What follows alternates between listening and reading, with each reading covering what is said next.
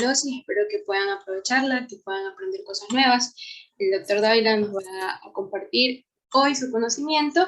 Cualquier duda que tengan durante la clase la dejan por aquí por los mensajes del chat de Zoom y yo se la comparto después al final de la charla del doctor para que nos ayude por si acaso algo no entiende. Bienvenidos y espero que hoy sea una tarde productiva para todos nosotros. Gracias por estar aquí. Bueno, buenas tardes. Un gusto estar con ustedes de nuevo, dando una charla aquí en AEMPI, que ya no es la primera vez, ¿no? No es la primera esa niña. Esa. Bien, perfecto. Vamos a hablar algo de bartonelosis humana, o también llamada enfermedad de Carrión. Enfermedad de Carrión, en honor a Daniel Alcides Carrión, médico peruano, hijo de un ecuatoriano y una peruana. Se llama enfermedad de Carrión a la bartonelosis en su fase aguda. Solamente ahí se llama enfermedad de Carrión. En la fase activa se llama verruga peruana y tiene otras fases que ya vamos a ver. Entonces, no confundir las diferentes fases que tiene esta patología, debido a que cada cual presenta sintomatología diferente, ¿ya? Y aparentemente parecería ser 2 o 3 enfermedades. No, cuando es una sola enfermedad con diferentes fases. Eso lo quiso demostrar Alcides Carrión, siendo estudiante de medicina, y eso le costó la vida, ¿ya? Eso le costó la vida a don Alcides Carrión. Por favor, la siguiente, niña Noelia. Bueno, esta enfermedad infecciosa es producida por una bacteria. No es parásito, no es virus, no es hongo, es una bacteria que se llama Bartonella bacilliformis, una bacteria aeróbica gran negativa, intracelular, o mejor dicho, intraeritrocitaria, pleomórfica móvil, que tiende a introducirse en los glóbulos rojos de la sangre, ¿ya? Tiene un tropismo hacia los glóbulos rojos, ¿ya? Para poder observar esta bacteria, los médicos patólogos o laboratoristas han empleado varias técnicas de coloración, siendo estas las principales con Gienza o con Gray, ¿ya? O también en medios cultivos especiales, ¿ya? Siendo la temperatura óptima para poder cultivar esta bacteria entre los 25 a 28 grados centígrados. Ya, en estos cultivos lo que podemos observar es que la bacteria posee flagelos unipolares. ¿Ya? Dicho flagelo posee una longitud de 800 milímetros, pero presenta filamentos flagelares. El periodo de transmisibilidad en pacientes no tratados se da más o menos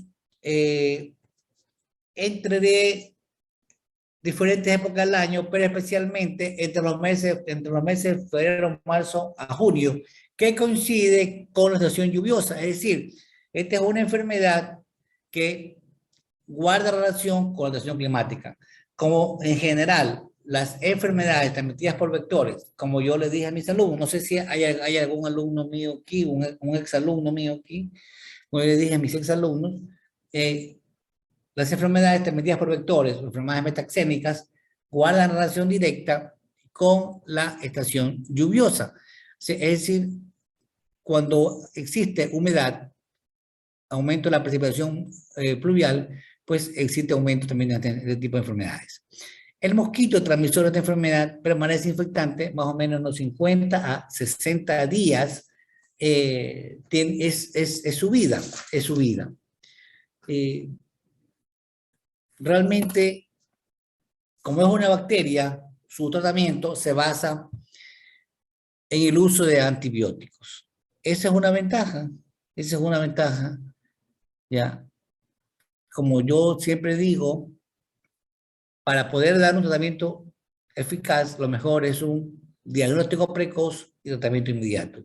Si tú haces un diagnóstico clínico, epidemiológico y por laboratorio, que son los tres ejes fundamentales para un diagnóstico de una enfermedad infectocontagiosa, clínico, epidemiológico y por laboratorio, pues tú te estás acercando al diagnóstico ya real, con el clínico y con el epidemiológico, y tú confirmas tu sospecha sindrómica con el examen de laboratorio.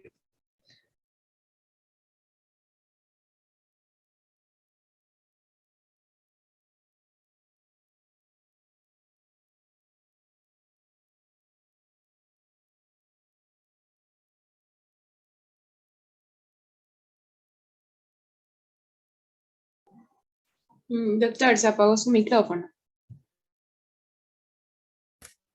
Perdón, la siguiente. ¿Sí me escucharon la última parte? Lo que yo trataba de decirle es que esta enfermedad,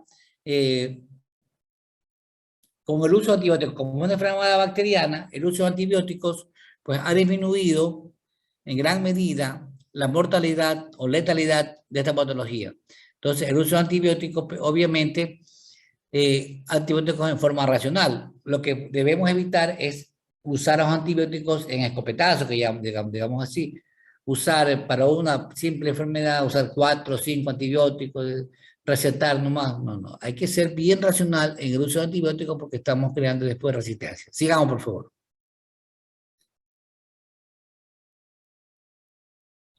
Bueno, aquí tenemos que analizar lo siguiente, desde las culturas precolombinas, ya en la época de la conquista de América, existen, digamos así,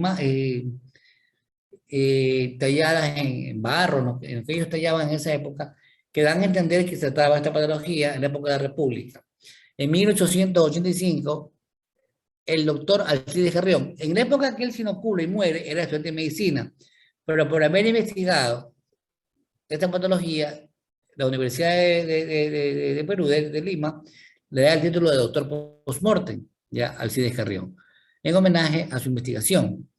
En 1905, Alberto Barton identifica la bacteria, ya identifica la bacteria y le llama el nombre de Barton, por eso se llama Bartonella bacilliformis, ya, Bartonella en forma de bacilo, traducido, Bartonella bacilliformis. Y en 1913, el doctor Thompson, ambos son peruanos, tanto el doctor Barton como el doctor Thompson son peruanos, identifica al vector, identificó a la luxomía, pero la luxomía verrucarum, luxomía del grupo verrucarum, que eso quede claro, luxomía del grupo verrucarum. Por favor, la siguiente.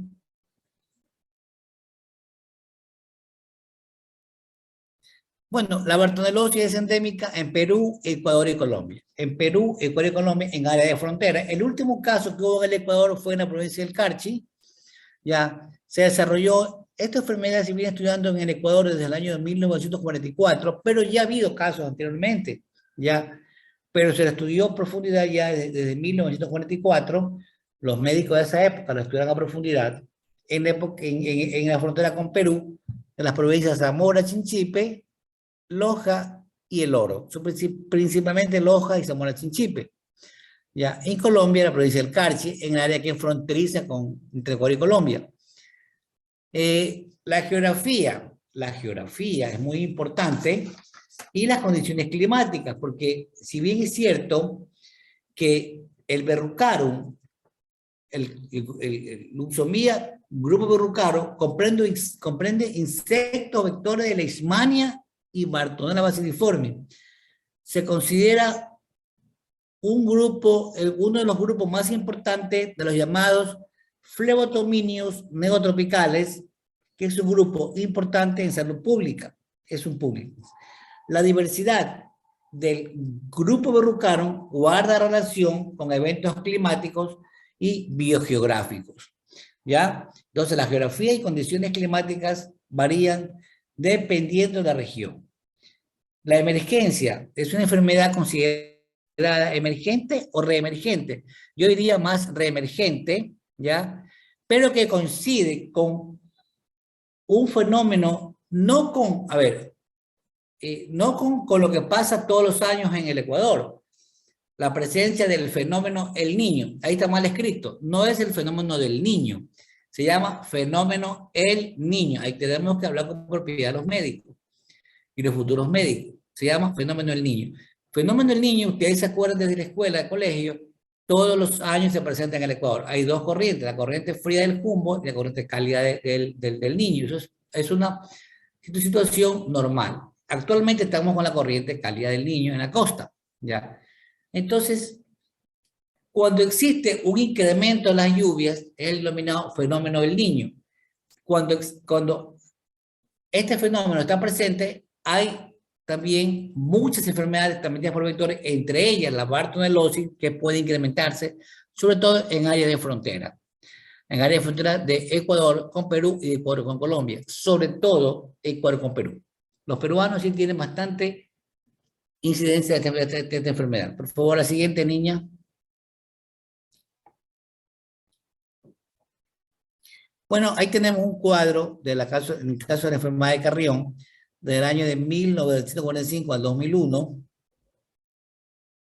¿Ya? Esto es, miren cómo ha ido evolucionando, ¿ya?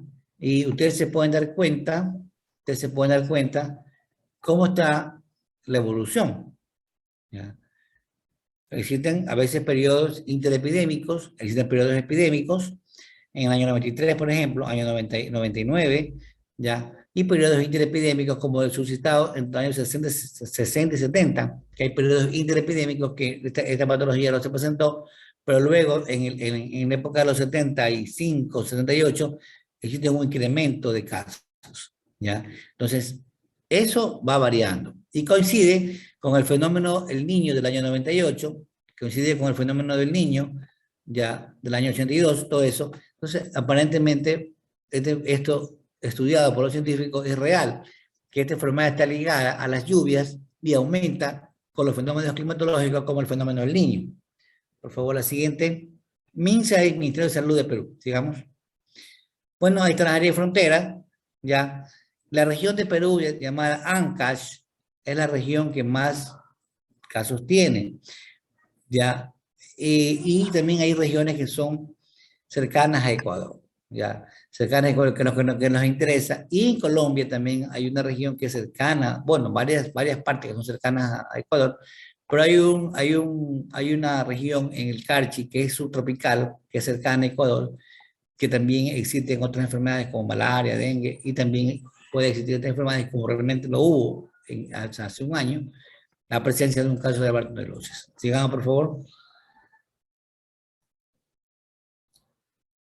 Ahí tenemos, mire, en 95, en 95 realmente fue bien controlado esta enfermedad, luego en 97 fue aumentando, 99, y hace apenas 11 años, año 2001, perdón, 20 años, 21 años, en el 2001, miren cómo fue la región de Loreto, fue muy invadida, la región peruana, o sea, se acerca más a área de frontera en el Ecuador. ¿Por qué es importante manejarnos con Perú? ¿Qué es lo que está pasando en Perú? Por su cercanía con Ecuador. Ya, sigamos. Miren, Ancash, más de la mitad de los casos que hubo en Lima, Cusco, Cajamarca, Amazonas. ¿Y cuál nos interesa a nosotros? A nosotros nos interesa Piura y el Amazonas. El Amazonas por el oriente, porque está cercana a Ecuador, Colombia, Ecuador, Perú, perdón. Y Piura, pues también una zona muy cercana a Ecuador. Entonces, no sé si alguien conozca Piura, cercana a Ecuador, ya, cercana, una hora y media, muy cercana a Ecuador. Entonces, y hay mucho comercio, existe mucho comercio entre Piura y la región de Huaquillas, en Ecuador. Entonces eso es muy comercial, son áreas muy comerciales, entonces van y vienen la gente y también está afectado, ¿no? Por favor, sigamos.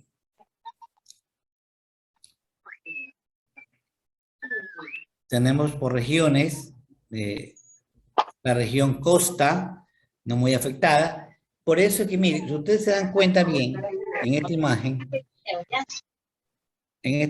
la región costa realmente no es muy golpeada. Es golpeada la región sierra, ¿ya? Y la región de clima templado como el oriente. La región sierra es la más golpeada, obviamente, porque existe aquí una desinformación en Guayaquil con respecto a esta enfermedad que las autoridades no la asumieron de manera correcta. ¿Ya? Entonces, si ustedes ven ahí, costa en la parte amarilla, que es muy pocos casos, y en la costa por lo general son casos importados, no son autóctonos, son casos importados. Sigamos. Bueno, el Alto Amazonas fue identificado como nuevas áreas epidémicas en Perú, cercana a Ecuador.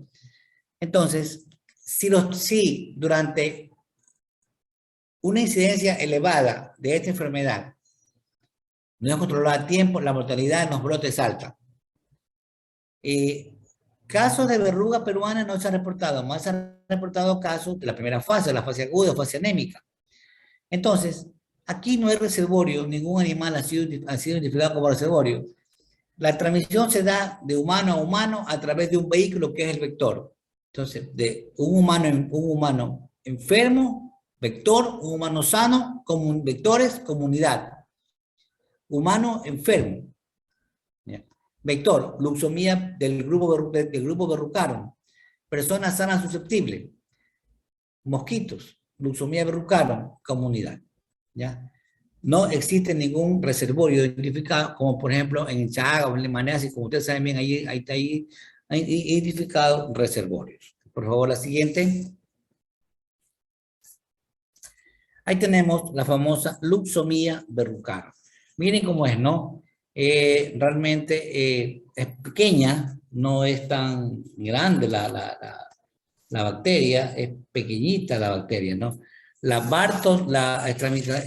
la que transmite la Bartonella bacilliforme.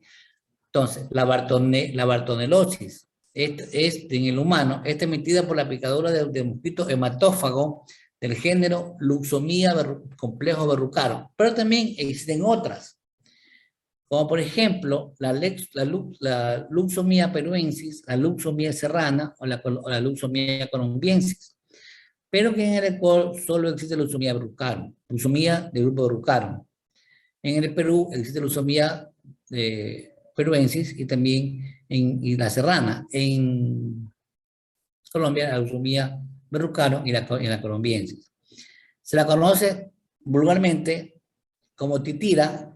Más común en el Ecuador es manta blanca. La manta blanca. ¿Por qué? Porque cuando van en manada, como un manto de color blanco que se acerca a uno.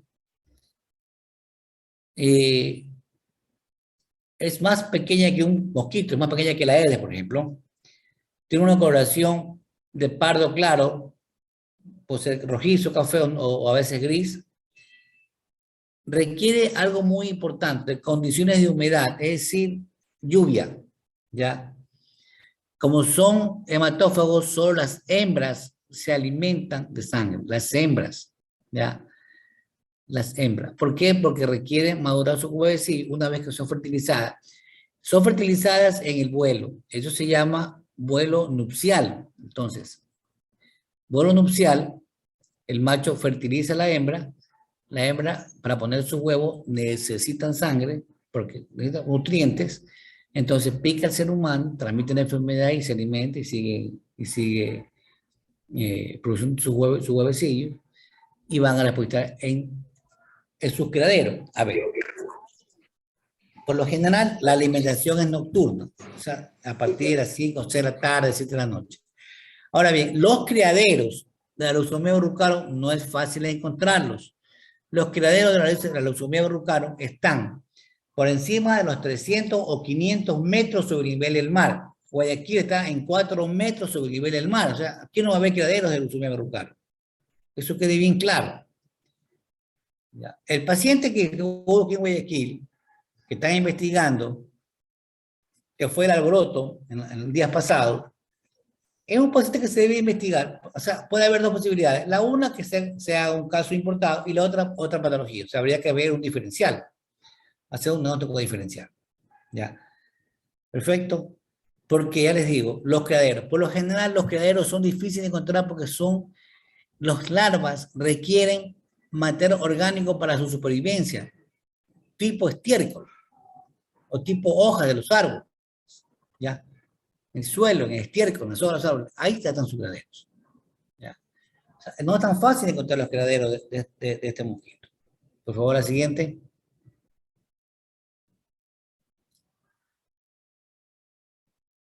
Sí, niña Noelia, por favor, la siguiente. Ya, no, ya, entonces, esta leucemia verrucaro no vuela máximo 100 metros, ya, vuela más que nada en la noche y en el día cuando son perturbadas de su descanso, ya. O sea, los mosquitos, macho y hembra, tienen un descanso por lo general en la mañana. Si tú vas al sitio de descanso y los perturbas, salen, ya. Si no, son más que nada de hábitos nocturnos. Todos hemos comprobado que los mosquitos nos pican más entre las 5 de la mañana y 7 de la mañana y entre las 5 de la tarde y 8 de la noche.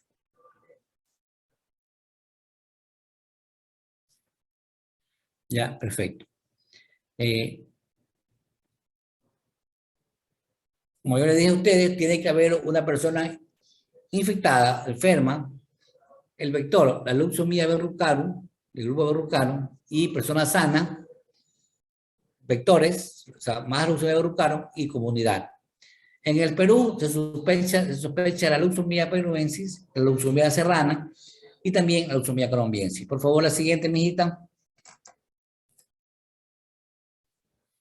Las provincias con leucemia verrucarum, como ustedes están viendo ahí, ya,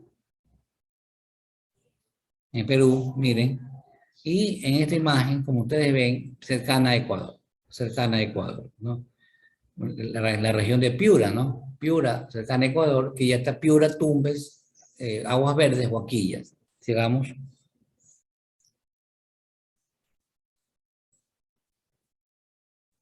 Bueno, ya les dije a ustedes, es un gran, perdón, es un gran negativo aeróbico, pleomórfico, es un flagelado móvil, ya, de los denominados cocobacilos. Bueno, mide entre 2 a 3 micras de largo, por 0,2 a 0 micras de ancho. Es una bacteria intracelular, intraeritrocitaria. Es una bacteria intraeritrocitaria facultativa. Es decir, se introduce dentro del glóbulo rojo, que eso le da una ventaja para poder reproducirse. ¿Por qué? Porque está protegido dentro del glóbulo rojo.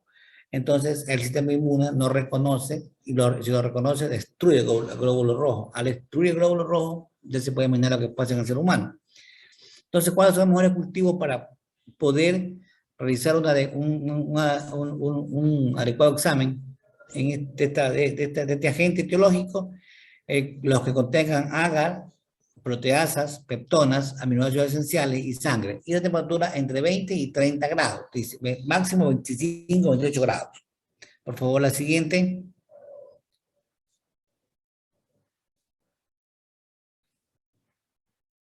La Bartonella bacilliforme está emitida por la picadura del vector.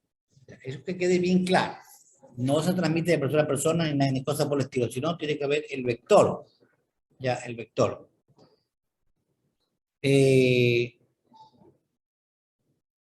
Aquí lo importante es que una vez que el mosquito de una persona infectada pica a un ser humano, o sea, saca la bacteria y va a transmitir a un ser humano, entonces la bacteria va al torrente circulatorio y va a infectar los eritrocitos y las células endoteliales, es decir, las células que están tapizando los vasos sanguíneos.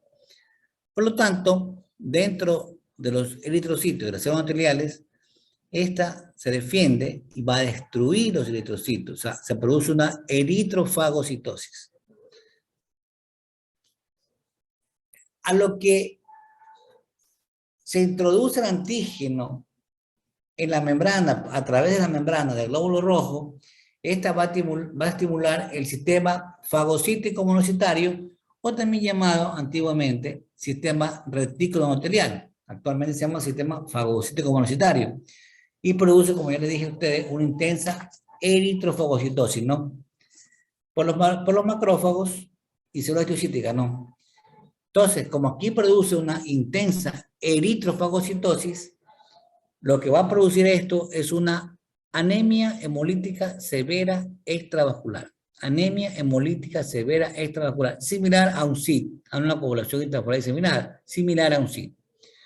Va a producir una anemia hemolítica severa extravascular.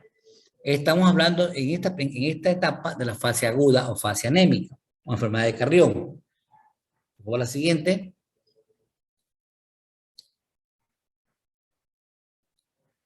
Cuando invade las células no epiteliales, es decir, las células que tapizan los vasos sanguíneos, aquí se activa el RO. El RO es un sistema que sirve para equilibrar la presión arterial. Entonces, al activarse el RO, esto va a implicar que se proceda a hacer una reorganización de todo el esqueleto de la célula en el sistema endotelial. Va poco a poco deteriorando a la persona porque tiene esta situación de ser intraeritrocitaria y de ser y de vivir dentro de las células endoteliales. Por favor, la siguiente. Hiperactiva el RO. Sigamos. Diferentes fases de esta enfermedad. Ya. El periodo de incubación. Luego viene la fase hemática. La fase hemática, fase aguda o enfermedad de Carrión. Luego viene la fase intercalar entre la fase hemática y la fase histioide, la fase intercalar, y por último, la fase histioide, llamada fase histioide eruptiva o verruga peruana o fase crónica. Ya, aquí se producen las verrugas peruanas que son de varios tipos, que son las miliares, las nodulares o subdérmicas y las mulares. Entonces ahí se va produciendo estas situaciones de esta enfermedad. Esta es una misma enfermedad. ¿Qué quiso demostrar Carrión en la fase hemática? Quiso demostrar que la verruga peruana y la fase hemática son la misma enfermedad. O sea, incubación, fase hemática, periodo intercalar y fase histioide o fase de verruga peruana. En otras palabras, incubación, fase aguda, intercalar y fase crónica. La fase aguda es la fase hemática o enfermedad de Carrión. La fase intercalar y la fase crónica es la fase eruptiva o verruga peruana. ¿Hasta aquí estamos claros? ¿O tiene alguna pregunta?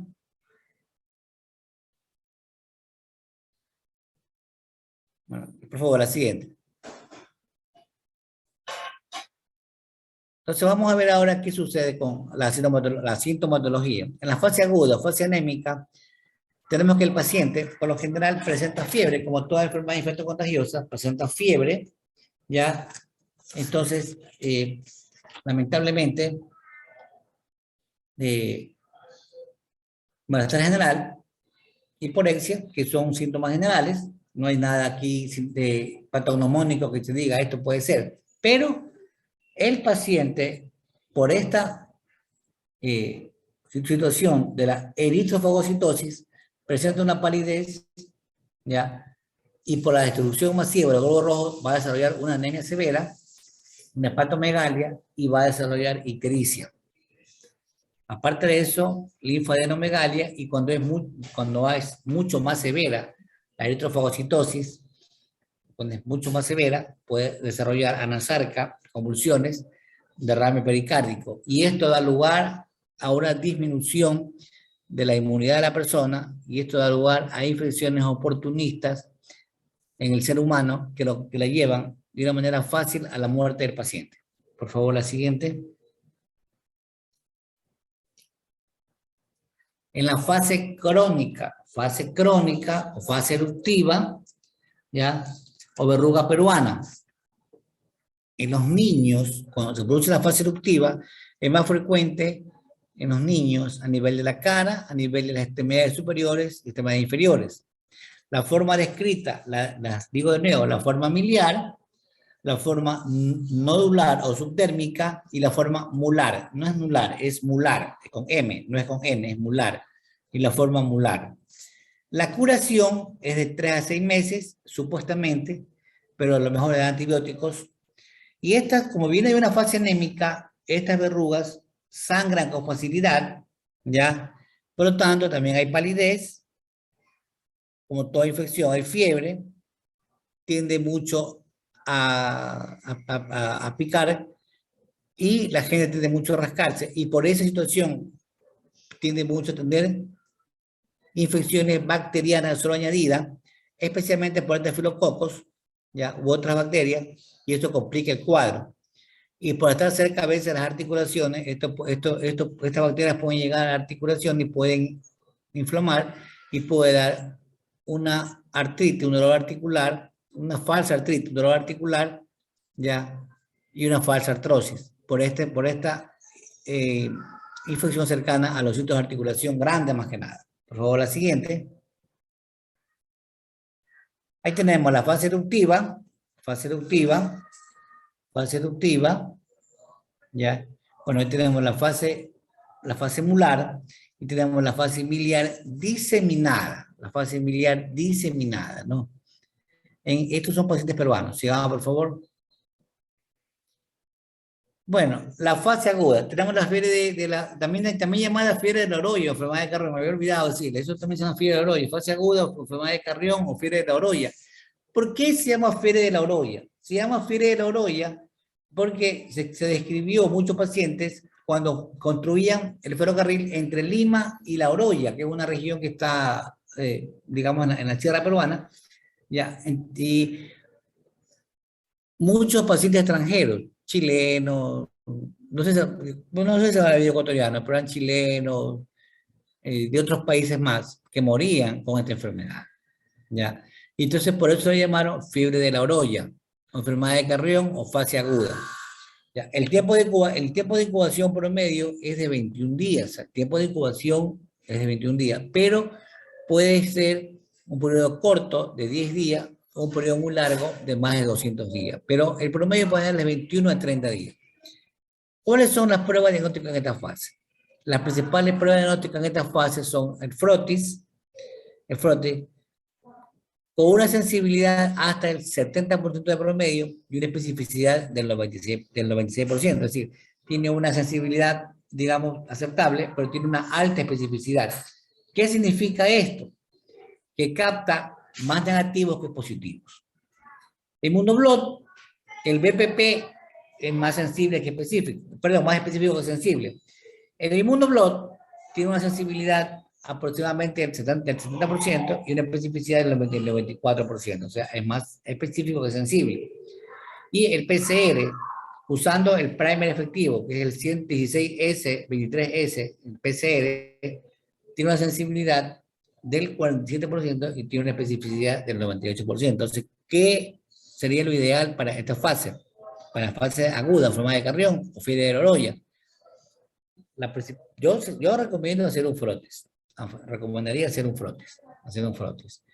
Y algo que también es muy bueno, un PCR, siempre y cuando tengan el primer efectivo. O sea, la reacción en cadena de la polimerasa en tiempo real. ¿Ya? Y el inmunoblot, obviamente. Y el inmunoblot. Por favor, la siguiente.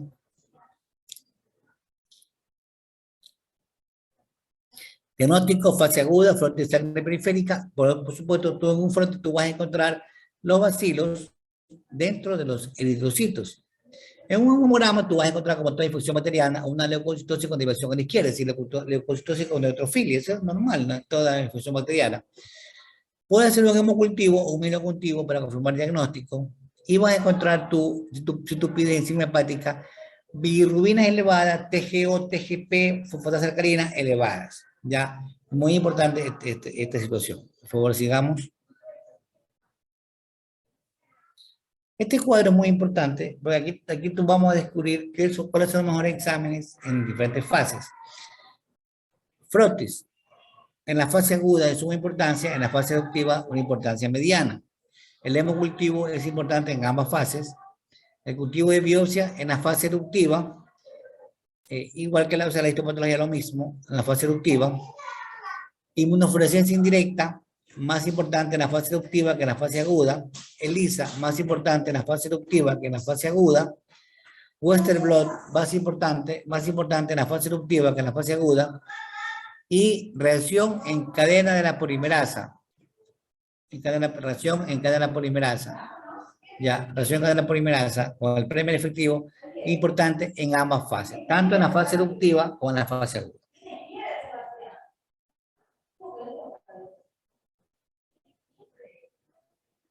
Por favor, la siguiente. Bueno, por favor un segundito, por favor, un segundito.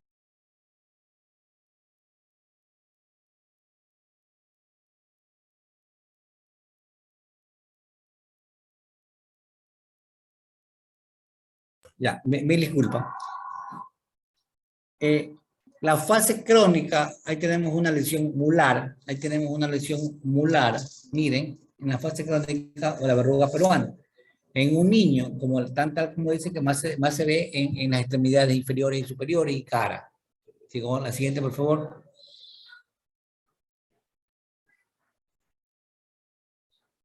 Mire, la lesión miliar, miren, en la cara del niño, llegamos.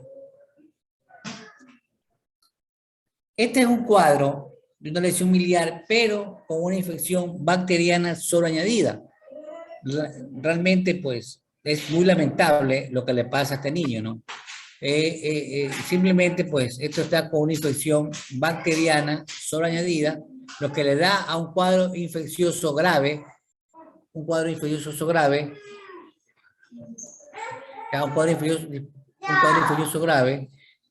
que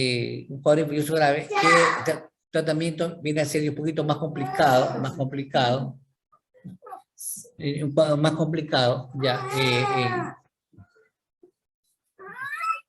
en la criatura, ¿no? Ya viene con antibióticos y todo eso, ¿no? Aquí los antibióticos vienen a ser no lo que se usa usualmente para el caso de la verruga peruana, sino otro antibiótico más, porque hay una sobreinfección bacteriana. Por favor, la siguiente. Es común eso muchas veces, ¿no? ¿Verdad? En la fase crónica, como ya le dije a usted, el hemocultivo se puede utilizar, pero con un porcentaje, bueno, relativo. El cultivo de la verruga, el inmunoglot también se puede utilizar. La inmunofluorescencia indirecta tiene una sensibilidad un poco más alta y una especificidad de un 92%. O sea, realmente la inmunofluorescencia, como estamos en la fase crónica, la inmunofluorescencia Western blot, el inmunoglot, es de mucha ayuda. Por favor, la siguiente.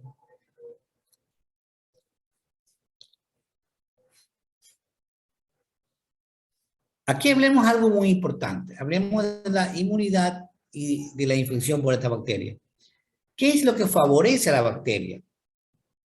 A la bacteria le favorece en su comportamiento intraeritrocitario, ¿ya? Porque al estar, como tiene un tropismo hacia el glóbulo rojo, al estar dentro del glóbulo rojo, ¿ya? Esta está siendo protegida de la respuesta inmune, tanto de la celular como de la humoral, y como no existe la célula presentadora que le dice al anticuerpo, señor anticuerpo, le presento al antígeno, no existe, entonces hay la falta de moléculas del complejo mayor de histocompatibilidad en la superficie del glóbulo rojo. O sea, no existe la célula presentadora de antígeno, ¿ya? Entonces, los eritrocitos no pueden presentar los antígenos a su invasor. O sea, no existe la célula presentadora de antígenos al glóbulo rojo, y esto facilita la labor de la bacteria en destruir al eritrocito y provocar la intensa eritrofagocitosis. Por favor, la siguiente.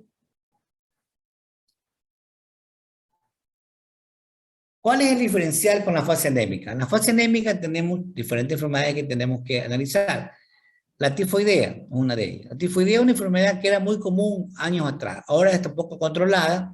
La brucelosis, la meningitis de cualquier etiología, anemia hemolítica, autoinmune, tifus murino, no, en el Ecuador no hay, malaria, afalciparum, aviva casi no, afalciparum, malaria afalciparum, hepatitis viral, leptospirosis hidrohemorrágica, enfermedad de Weil, leucemias, anemias aplásicas. Esa es la fase anémica. En la fase crónica eruptiva, con hemangiomas, granulomas piógenos, angiomatosis basilar, linfoma maligno, lipomas, sarcoma de Kaposi, fibrosarcoma, lepra, la lepra lepromatosa, reticulonodulosis y los gangliones. ¿Ya? Aquí tenemos los linfomas Hodgkin y no Hodgkin. ¿Ya? Yo diría que más común el diferencial aquí con esta enfermedad, con sarcoma de Kaposi, que es muy común en el SIDA, con la lepra lepromatosa, con el hemangioma, con el granuloma piógeno, que es más común en el Ecuador, y una fase anémica más común en el Ecuador actualmente, la leptospirosis, sobre todo en esta época en Puerto Viejo, la leptospirosis sí es de una incidencia relativa buena. Malaria falciparum, aunque está controlada la malaria, hay sus casos, ¿ya? Y los medicamentos escasean, lamentablemente, ¿no? ¿Ya? Y tenemos la tifoidea, la brucelosis, la meningitis, esa, en cualquier momento hay sus incidencias en el Ecuador, ¿ya? Y las leucemias. Por favor, la siguiente. Toda infección que tú vayas a estudiar en tu comunidad, donde estás sirviendo como médico rural o como médico general en una unidad de salud, tú tienes que ver, cuando es un caso nuevo, un caso que tú nunca has visto, tú tienes que primeramente hacer algo muy importante, tienes que definir el caso. Si tú no defines el caso, entonces tú no puedes encasillar a los otros pacientes que vengan dentro de esos probables casos. Lo primero que tienes que hacer es definir el caso. Luego buscar la parte si es una infección, la parte de epidemiología, buscando tú la fuente de infección o la fuente común o fuente alterna. Entonces, ¿tú cómo vas a definir este caso? Los casos probables de bartonellosis aguda o en la fase anémica. Una persona que vaya a tu consultorio con fiebre, anemia severa e ictericia. Tú vas a pensar fiebre, anemia severa e ictericia, vas a pensar probablemente un caso de hepatitis normal. ¿Ya? O va a pasar un caso de malaria, si estás en un área de costa o de subtrópico. Pero aquí viene la parte epidemiológica, por eso que el diagnóstico es clínico, epidemiológico y confirmatorio por laboratorio.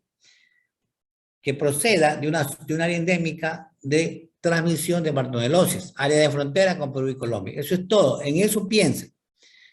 Un caso probable de bartonellosis crónica o verrucosa. Toda persona que comienza a presentar verrugas rojizas y sangrantes fácilmente a la digitopresión, en forma mular, miliar o nodular o subdérmica, que procede de regiones que sean de transmisión de esta enfermedad. Y la grave o complicada, toda persona con fiebre, anemia, ictericia, y tiene complicaciones de tipo neurológico, entonces ya comienzan a haber convulsiones, todo eso, hepáticos y pulmonares, que también residen en un área endémica de transmisión de esta patología. Entonces, todo paciente tiene que ser encasillado dentro de la definición de caso, que es lo primero que tienes que hacer para ir encasillando a los probables otros pacientes que vengan a tu consultorio. Si tú no defines el caso, estás perdido porque no puedes dar ninguna información certera a las autoridades. Es un consejo sano que yo les doy. Por favor, al siguiente. Los casos confirmados.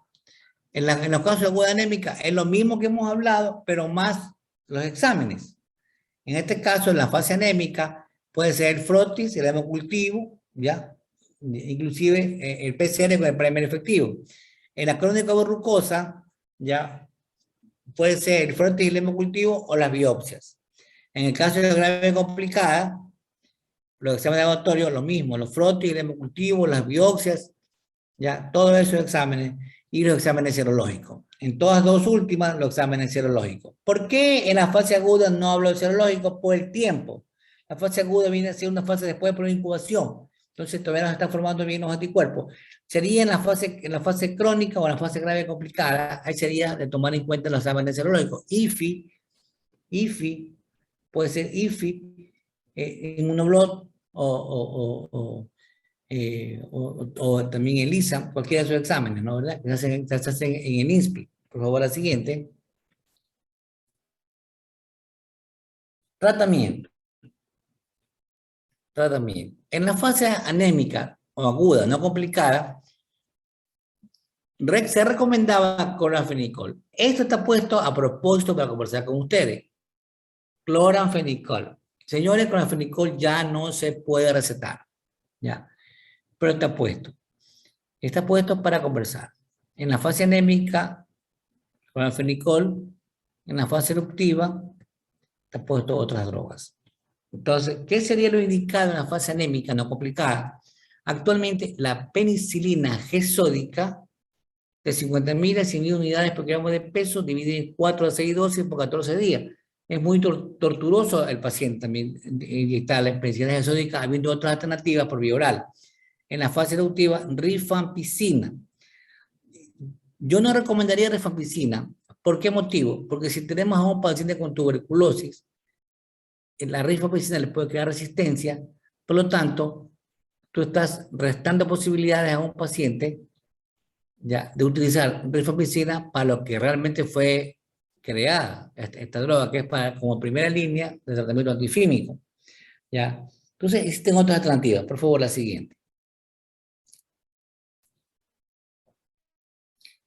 Actualmente, en la fase anémica no complicada, tenemos actualmente fácilmente usar la ciprofloxacina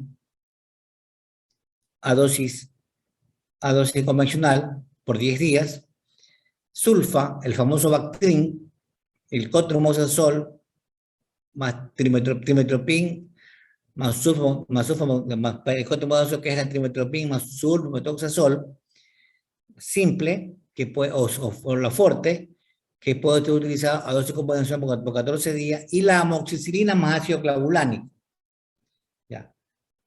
500 miligramos, cada 8 no, porque la vida media de la droga es cada 6 horas por 14 días.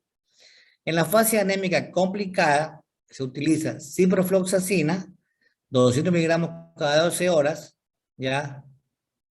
Y ceftriaxona. ¿A qué recomiendan utilizar ciprofloxacina por vía venosa? Yo no recomendaría tanto por vía venosa, yo recomendaría más por vía oral, excepto que esté con vómito y náusea. Pero lo que sí recomiendo al paciente hospitalizarlo y utilizar ceftriaxona por vía intravenosa más ciprofloxacina por vía oral, por unos 10 a 14 días. Y en la fase eruptiva, utilizar eritromicina, dosis convencional, 50 miligramos de peso dividido en 4 dosis por 14 días, más ciprofloxacina, 500 miligramos 2 veces al día por 10 días. Ya, por favor, la siguiente. Tenemos acá un esquema ya más actualizado de lo que puedes utilizar. Vamos hablando acá. Niños y adolescentes menores de 14 años. Utilizar como primera línea para la bartonosis aguda no grave, primera fase de Carrión no grave, amoxicilina más ácido clavulánico, y como dosis de segunda línea, la ciprofloxacina y cotrimoxazol a dosis convencional, como ya les expliqué. Los adolescentes y mayores de 14 años, utilizar ciprofloxacina, como ya les expliqué, ¿ya? Y como segunda línea, utilizar amoxicilina más ácido clavulánico y cotrimoxazol, como ya se les explicó. Y en la gestante, utilizar como primera línea amoxicilina más ácido clavulánico. Aquí quiero hacer una acotación. En la gestante yo utilizaría amoxicilina, pero amoxicilina sola. No utilizaría la combinación con el sinergista, que es el ácido clavulánico, pero eso es mi criterio. Pero ustedes, ya siendo médicos, ustedes tomarán la decisión, ¿ya? Pero yo no recomiendo utilizar ácido clavulánico, especialmente en el primer trimestre de embarazo. Amoxicilina no hay ningún problema. Amoxicilina 500 miligramos cada 6 horas por 14 días en una embarazada, no hay ningún problema. Y como segunda línea, utilizar cotrimoxazol. Cotrimoxazol, yo utilizaría la simple, no la fuerte. La 860 es la fuerte. Yo utilizaría la simple cada 12 horas por 14 días, pero con una salvedad. Yo lo utilizaría después del primer trimestre de embarazo. En el primer trimestre de embarazo, insisto, amoxicilina sola. Pero si ustedes toman la decisión de utilizarla en el primer trimestre, amoxicilina más ácido clavulánico, son ustedes, los médicos futuros, los que tienen que tomar esa decisión. Pero yo nunca lo he hecho y nunca lo voy a hacer. Yo prefiero mandar amoxicilina sola simplemente por precaución, Yo tampoco no utilizaría sulfa en una paciente embarazada en el primer trimestre. Como sería usar la simple después del segundo trimestre. Por favor, la siguiente.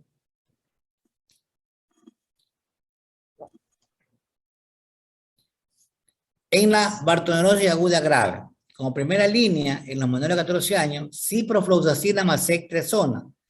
Ya, la cetresona es una cefalosporina de tercera generación muy buena. La cetresona, ya, eso sí, ya el paciente debe estar hospitalizado. La dosis es 70 miligramos de peso por día, por 7 a 10 días, dependiendo de la respuesta del paciente, y la ciprofloxacina, que yo lo utilizaría por vía oral, en combinación con cetresona por vía intravenosa. Adolescentes y mayores de 14 años, igual, ciprofloxacina más cetresona. En la gestante, ¿qué utilizaría yo como primera línea? Cetresona, no hay ningún problema, más amoxicilina. Cetresona más amoxicilina. No todo lo que está en los libros uno tiene que seguir al pie de la letra, uno también tiene que dilucidar lo que va a utilizar.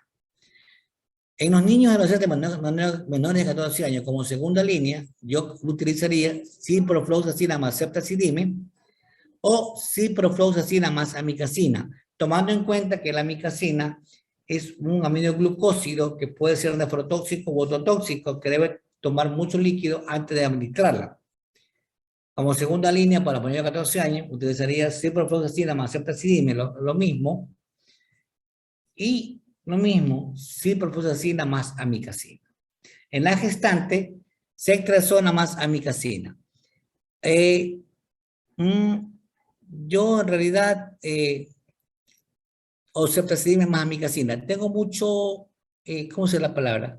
Mucho respeto a la amicacina en una embarazada, porque es nefrotóxico, ototóxico, y sobre todo en tejido de formación como en el feto.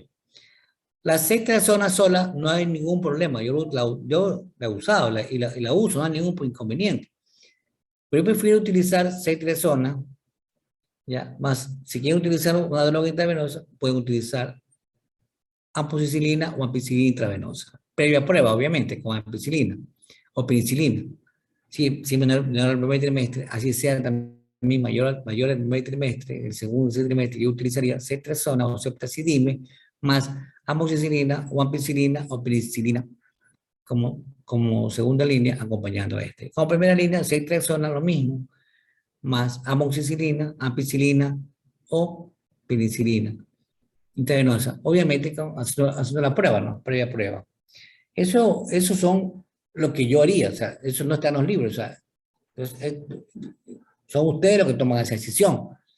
¿Ya? Sí es bueno hacer una combinación de 2 antibióticos para esta enfermedad. Por favor, la siguiente. Bueno, ¿cuáles son las medidas de prevención? Es una patología vectorial. Por lo tanto, una patología silvestre que está en los campos. Entonces, recomiendan, ya, o recomendamos, mejor dicho, que no haya mucha hierba, no haya mucha boscosidad alrededor de tu casa. Limpiar la hierba, o sea, deshiervar o desbrozar, ya, el monte, utilizando, en vez de desbrozar el monte, utilizando productos químicos que matan la maleza, los matamalezas, ya, y utilizar también en los MTI-LD, mosquiteros tratados con insecticidas de larga duración. Ustedes no pueden hablar de toldo es para nuestro pueblo, pero ustedes como médicos tienen que hablar de mosquiteros tratados con insecticidas de larga duración, que son impregnados o incorporados con insecticidas tipo piretroide. Entonces, para proteger de la mata blanca, acuérdense que yo le dije en el comienzo de la clase que eran mosquitas que picaban sobre todo la noche. Se debe utilizar 3 tipos de intervención. La primera intervención es entomológica, la búsqueda de criaderos. La búsqueda de criaderos, tratar de destruir esos criaderos. Segundo, hacer un rociado intraperidomiciliario con deltametrina al 5% polvo mojable en las casas. Y tercero, hacer una fumigación con termonebulizadora y a ultra bajo volumen. en las áreas donde están supuestamente mosquitos. No tan boscosas. Usted no puede fumigar con insecticidas tipo piretroide o tipo orono fosforado. No pueden fumigar el área boscosa. Por eso lo pueden hacer. Es alrededor de la casa, nada más. Cuando tú vas a un área endémica, ya, se recomienda no pernoctar en casa abandonada. Bueno, eso hace casi nadie, no lo hace casi nadie. Ya. No hacer campamentos, eso sí, en lugares cercanos a cuevas. Ya. ¿Por qué? Porque ahí están los hábitats de reposo de la Luxomia brucarum.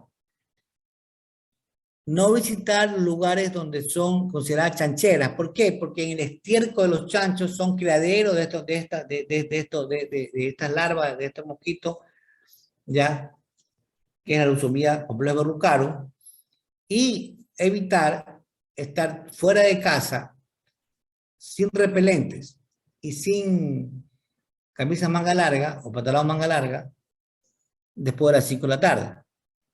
Entonces, ahí se debe usar camisa manga larga y pantalón largo. Y usar repelentes. Repelentes, sobre todo, a base de icaridina, que lo pueden utilizar las mujeres embarazadas. Repelentes a base de icaridina, que lo pueden utilizar las mujeres en estado de gestación. Muy bien. Digo que la última. ¿Alguna pregunta, por favor?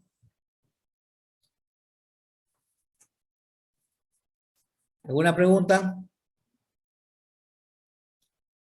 No, doctor, parece que les ha quedado claro a los chicos todo. Porque Bueno, me alegra mucho, niña Noelia, ¿no? Me alegra mucho.